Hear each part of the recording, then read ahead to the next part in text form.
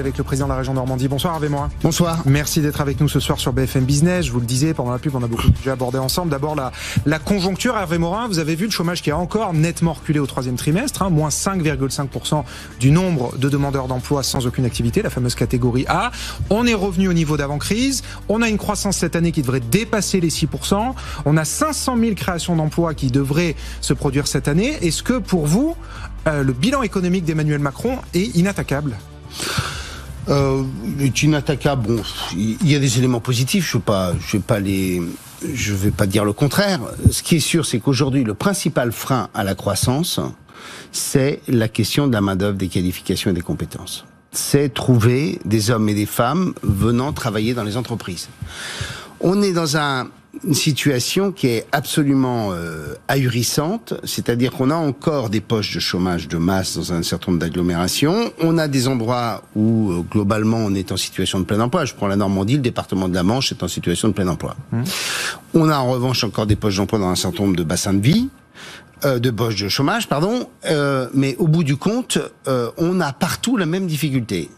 Alors bien sûr, on a tous ces Français qui sont très éloignés de l'emploi, où il y a un énorme travail de requalification, de remise à niveau, etc., de reprise de confiance en soi. Et puis, on a aussi très clairement des compatriotes qui se sont organisés. Et donc, moi, je revendique depuis bien longtemps qu'une des conditions pour améliorer encore les chiffres du chômage, ça peut paraître paradoxal, mais c'est de réduire et de restreindre les conditions de l'indemnisation du chômage. Vous êtes exaucé, la réforme de l'assurance chômage. Elle est quand même assez dure, et elle a été confirmée par le Conseil d'État. Je le dis parce que je le réclamais depuis longtemps. Et puis il y a une deuxième réforme qui est absolument indispensable, c'est de donner aux régions la compétence sur les demandeurs d'emploi. C'est-à-dire qu'il faut que Pôle emploi soit sous l'autorité des régions, non pas sur l'indemnisation du chômage, mais sur le dialogue, la discussion avec les demandeurs d'emploi, pour qu'on soit en capacité, nous, de créer les conditions pour que les formations et les qualifications qu'on met en œuvre trouvent des candidats. Parce qu'aujourd'hui, la difficulté, c'est que vous ouvrez des formations, mais faut-il encore trouver des femmes et des hommes? Là, sur la question de la formation, le gouvernement, il fait plutôt le choix des PME. Oui, mais finalement, en fait, c'est les boîtes, chaque boîte, une par une, qui sait quel besoin elle a, et du coup, c'est elle qui va former.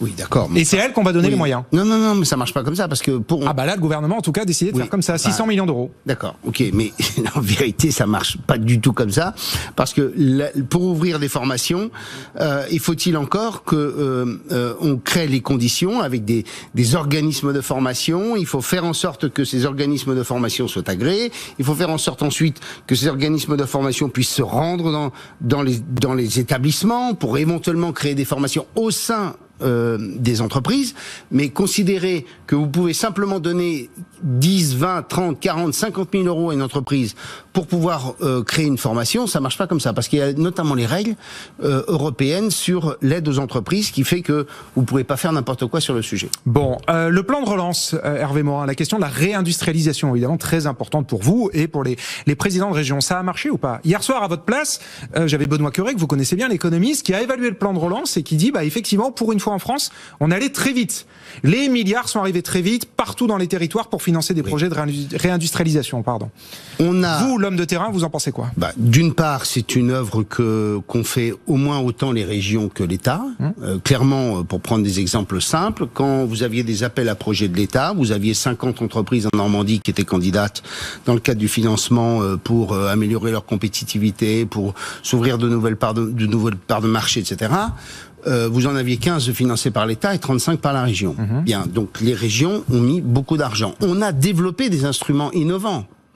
Par exemple, j'ai mis en place des prêts participatifs in fine, c'est-à-dire qu'en clair, pendant 7 ans, vous ne payez que les intérêts, c'est-à-dire peu de choses, et vous commencez à rembourser au bout de 7 ans quand vous avez développé l'activité.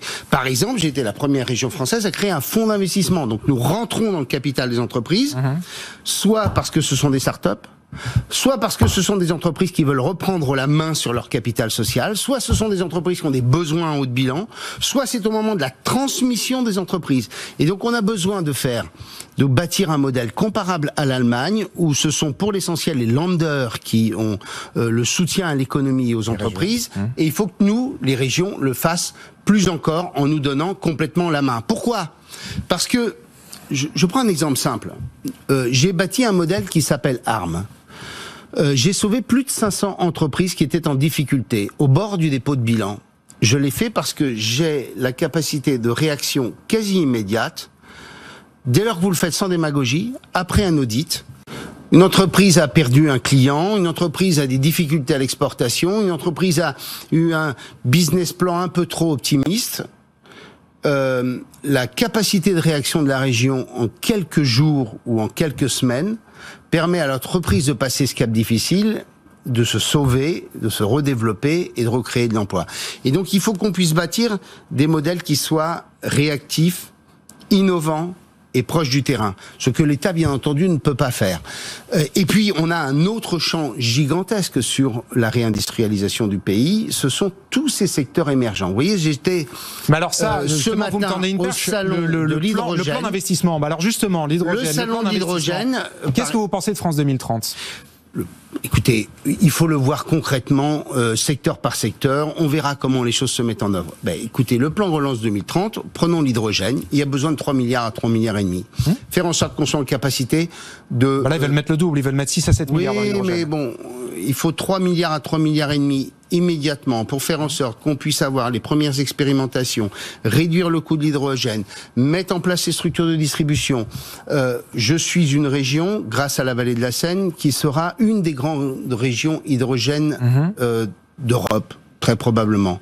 Nous allons avoir la première implantation industrielle majeure, H2VR liquide, qui va produire le premier hydrogène décarboné en France, sur des volumes considérables. Ce qu'il nous faut, c'est derrière, c'est la question de l'œuf et de la poule. C'est-à-dire que désormais, il nous faut aussi des utilisateurs de cet hydrogène. Il nous faut donc créer des mobilités. Pour cela, aujourd'hui, quand vous achetez un poids lourd à l'hydrogène, les transporteurs et les logisticiens vous disent c'est trop cher. Je peux pas l'intégrer dans mes prix. Et donc il faut bâtir des modèles dans lesquels on finance ces premiers véhicules, faire en sorte que sur le véhicule utilitaire on aille beaucoup plus vite, c'est-à-dire permettre la fabrication, réduire les coûts de revient de ces automobiles. Et pour cela, on a besoin très rapidement de 2 à 3 milliards pour faire en sorte qu'en 2030 on puisse arriver à produire l'équivalent de 6500 mégawatts d'hydrogène quand aujourd'hui on en produit 3. Hervé Morin, on parle d'énergie, on parle d'hydrogène, il y a la question du nucléaire dans le plan d'investissement. Emmanuel Macron s'en cache pas, il est pour le nucléaire, il dit que c'est une technologie d'avenir. Il dit que c'est une technologie d'avenir et qu'on allait investir, qu'on allait développer les mini-réacteurs notamment. Et il n'exclut pas, il n'interdit pas du tout la construction de 6 nouveaux EPR, notamment sur vos territoires. Vous, quelle est votre position sur le nucléaire ? Moi j'ai toujours été favorable au nucléaire. Vous êtes favorable, c'est clair. Très clairement, je l'ai toujours dit. J'ai toujours dit pour une raison très simple. 1, c'est un facteur d'indépendance et de souveraineté. 2, c'est une énergie pas chère et c'est un avantage comparatif important pour l'économie nationale. Et 3, c'est le moyen de produire de l'énergie décarbonée. À partir de là, on a constaté que le gouvernement, pendant un temps, et le président de la République ont plutôt été en retrait sur le nucléaire. Et puis, ce qui est assez extraordinaire, c'est que l'opinion publique a beaucoup évolué sur le sujet. Et tout d'un coup, Emmanuel Macron redevient favorable au nucléaire. Maintenant que l'opinion publique est favorable, je redeviens favorable au nucléaire. C'est tout de même ainsi qu'on voit les choses. On a, nous, EDF a déjà décidé du site, à Penly, le deuxième EPR qui attend en quelque sorte le feu vert du chef de l'État. Je ne comprends pas pourquoi on attend le lendemain de l'élection présidentielle pour le faire. Ce sera sûrement avant.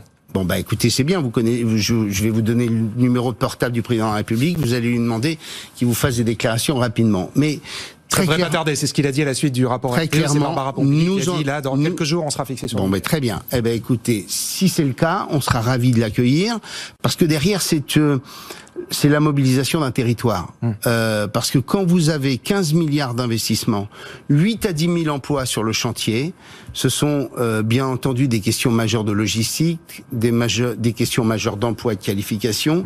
La mise en tension d'un territoire pour pouvoir créer les conditions de l'accueil d'un tel chantier. Et ça, c'est un travail qu'on a d'ores et déjà commencé et qu'il va nous falloir mener dans les 24 ou 48 mois qui viennent. Et sur les renouvelables, Hervé Morin, votre territoire est directement concerné. Il y a 4 projets de fermes éoliennes offshore, c'est-à-dire au large, en mer.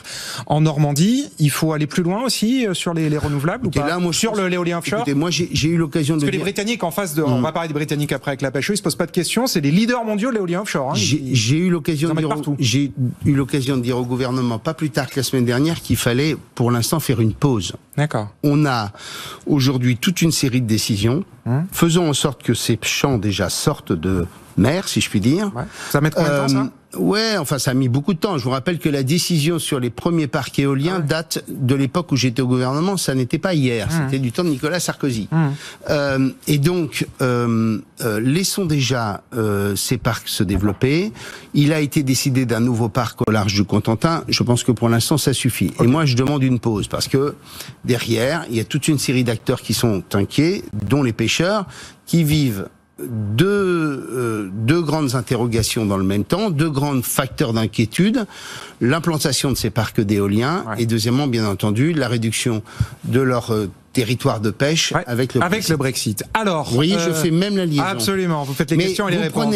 Vous prenez les énergies marines renouvelables, c'est bien sûr pour une région comme la mienne 8 à 10 000 emplois. Ce sont des usines qui sont sorties de terre, certaines qui sont en activité, comme GE à Cherbourg, qui exportent ses pales jusqu'aux États-Unis. Et puis derrière, c'est aussi la capacité de pouvoir bâtir un modèle autour de l'hydrogène vert et l'hydrogène décarboné. On a les énergies marines renouvelables, on a la Seine qui permet la logistique et le transport, et on peut ainsi bâtir des usines de production d'hydrogène qui répondent à ce qu'on attend, c'est-à-dire une énergie la plus protectrice de l'environnement. La pêche, Hervé Morin, ça y est, le gouvernement se décide à mettre en place des mesures de rétorsion. C'est ce qu'a dit le porte-parole Gabriel Attal tout à l'heure. Il a dit, si mardi prochain, rien n'est réglé, on répond aux Britanniques. Est-ce qu'on a raison de contre-attaquer ou est-ce que pour vous, ça va au contraire envenimer la situation? Écoutez, moi je suis allé... rencontrer les premiers ministres de Jersey et Guernesey il y a un mois et demi peut-être. On a parlé quasiment que de pêche, puisque comme vous le savez, nous sommes cousins avec les îles anglo-normandes compte tenu de notre histoire commune. Il y a très clairement un jeu compliqué, parce que c'est un jeu à 4. L'État français, la Commission européenne, le gouvernement britannique et les autorités locales, en l'occurrence les deux îles autonomes. Bien. Sur la baie de Granville, pour prendre ce seul exemple, si on veut bien regarder les choses objectivement, il y a aujourd'hui 8 à 10 bateaux qui sont en litige. C'est tout. Pas plus que cela. Je parle pour les bateaux normands. On peut pas demander aux Britanniques, je parle pour ce qui me concerne, c'est-à-dire l'horizon normand, on peut pas demander aux Britanniques de nous d'autoriser à pêcher des bateaux qui ne pêchaient pas avant. Donc très clairement, il faut que nous, de notre côté, on adresse des listes qui soient des listes très clairement solides, sérieuses, fondées. Moi, je dis simplement aux Anglais ou aux Anglo-Normands, je leur dis, les bateaux qui pêchaient avant dans vos eaux doivent continuer à pêcher. Ceux qui n'y pêchaient pas avant, je comprends que vous ne les autorisiez pas. D'accord. Et donc, il y a besoin d'avoir, en quelque sorte, de notre part, des listes complètement solides et fondées. Ouais. Premier point. Second point, oui, pour des mesures de rétorsion, si sur la Bretagne ou sur les Hauts-de-France, il y a d'autres difficultés. Mais n'oublions pas non plus qu'il y a une économie de la pêche derrière. Et que si on interdit des produits, ou du moins le fruit des bateaux de pêche ou de la pêche anglaise, on a derrière toute une économie qui a besoin de produits. Je pense aux marailleurs, je pense à tous ceux qui font des produits transformés. Donc, être ferme, oui. Être ferme sur des listes fondées, oui.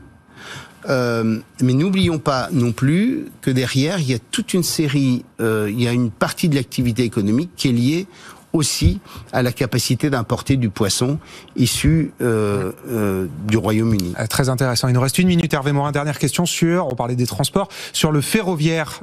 2 anciens de vos collègues au gouvernement sous Nicolas Sarkozy, Valérie Pécresse et Xavier Bertrand, tapent à tour de rôle sur la SNCF. Valérie Pécresse parce qu'elle a 2 ans de retard pour avoir ses nouveaux RER, et Xavier Bertrand sur la dégradation du service dans les TER. Qu'en est-il chez vous en Normandie? Est-ce que vous trouvez que c'est juste de taper sur la SNCF? Écoutez, il y a très clairement des marges d'amélioration dans l'organisation du service, ça fait aucun doute.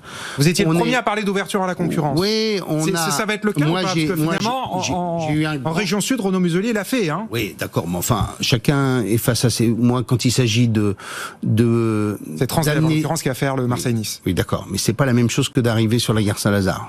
C'est pas le même sujet. Et donc, clairement, la SNCF a des marges d'amélioration, mais en fait, la SNCF souffre d'abord d'une chose, c'est que la France n'a pas investi dans son ferroviaire pendant des décennies. Moi, j'ai récupéré une région avec des trains qui avaient 40 ans d'existence. Des trains qui étaient complètement à bout de souffle, constamment en panne, un réseau ferroviaire dans lequel on n'a pas investi. Moi, j'ai investi plus de 2 milliards 100 millions d'euros sur le ferroviaire en Normandie. Des trains neufs, 500 millions d'euros d'infrastructures, créer les conditions d'ateliers de maintenance modernes pour qu'on puisse réparer les trains en temps et en heure. Tout ça est très long, c'est des temps longs, parce qu'entre le moment où vous achetez des trains et les trains arrivent en service, c'est machin. Et j'en profite pour dire que sur les trains, le problème c'est de la livraison des trains, c'est pas la SNCF, c'est Alstom ou c'est Bombardier. Donc en fait, on a tout foutu sur le TGV, et aujourd'hui, on paie le fait qu'on a laissé à l'abandon pendant des décennies le réseau ferroviaire classique, qui pourtant est tellement utile à nos compatriotes. Merci beaucoup Hervé Morin, président de la région Normandie, d'avoir été notre invité ce soir dans le Grand Journal sur BFM Business.